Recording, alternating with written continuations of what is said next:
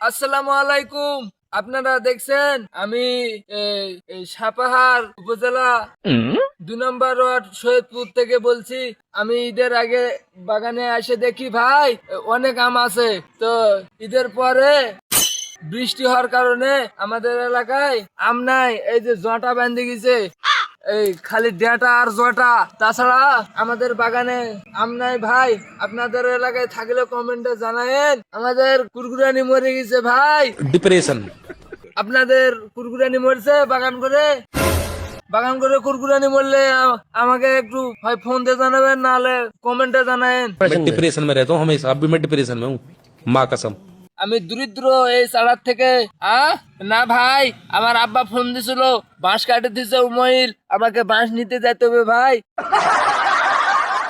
Senu van নিয়ে আসতেছে, বিকালে শুটিং করা হবে না ভাই, দরিদ্র এলাকা, আইফোন নাই, এই স্যামসাং মোবাইল দিয়ে ভিডিও হয় না, আমের পাতা দিয়ে ভিডিও করব আমরা ভাই। আমরা দরিদ্র এলাকায় বাস করি, একটা ফোন নাই, ঠিক রকম ভিডিও আপলোড করতে পারি না, না বললেই নয়, আমরা গুছিয়ে কথা বলতে পারি না। আমাদের এলাকায় প্রচুর আম নাই, কুরকুরানি ঠান্ডা হয়ে গেছে। আপনাদের এলাকায় আম আছে ভাই? থাকলে জানায়েন কমেন্টে।